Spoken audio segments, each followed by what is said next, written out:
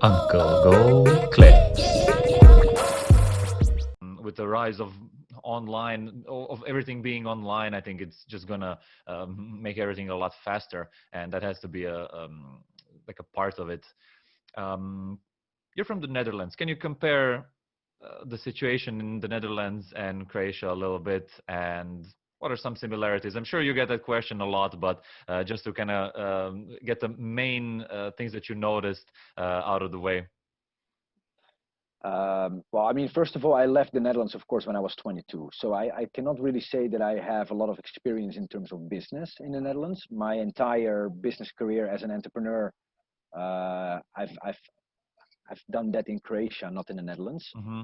But I mean, people ask me very often, what are the differences, or what would you say comparing Croatia with the Netherlands in terms of doing business? What the Netherlands is known for is that it's simply a very competitive market. You know, there's a lot of very strong competitors out there in pretty much whatever you're deciding to do. Those competitors, they very often they have very deep pockets. They are at any given time able to outspend you. If you are like a startup within a particular industry, well, if I look at Croatia, what I really enjoy about doing business in Croatia is that there's many fields or many areas where you can actually enjoy first mover advantage. Mm-hmm. So there's a lot of things that are already being done in, for example, Western Europe that are not being done in Croatia yet, or that could significantly be improved in Croatia. And that's, again, you know, as an entrepreneur, these are great opportunities, and I'm taking them. You know, I mean, I was one of the first companies in this country to open up a call center, and today that call center employs 8,000 people. I was one of the first companies, or maybe the first one in Croatia, to be focused on email marketing. While in, for example, countries like the Netherlands, this market is fully saturated. In Croatia, we were the first, and now we are working for nearly 100 top companies. I mean, I'm talking about companies including Air Serbia, Croatia Airlines, Croatian Telecom, big insurance companies, banks, credit card processing companies, of course, all the way down towards smaller companies too, because our product is for everybody. But I don't think that we would have been able to accomplish that in a market as saturated as the Netherlands, for instance.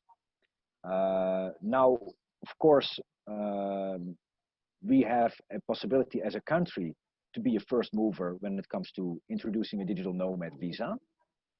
But that's actually on a global scale, so that's even better. And actually, a couple of weeks ago, I started another business. It's called Crop, so C-R-O-P. And with Crop, what we intend to do is to introduce Dutch agriculture technology to Croatia. So the reason why I wanted to do that is because I believe that Croatia is heavily underinvested when it comes to agriculture technology. As you might know, Borna, in the past, Croatia was able to produce enough food to feed an entire region. And today we are not producing enough food to feed our own population, resulting in Croatia becoming an importing country for food, a food importing country.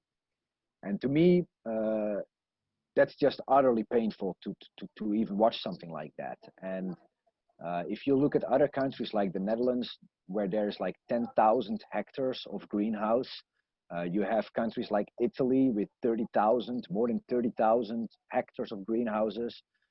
Turkey, the same thing. Spain has even more. I think Spain has like 55,000 hectares of greenhouse.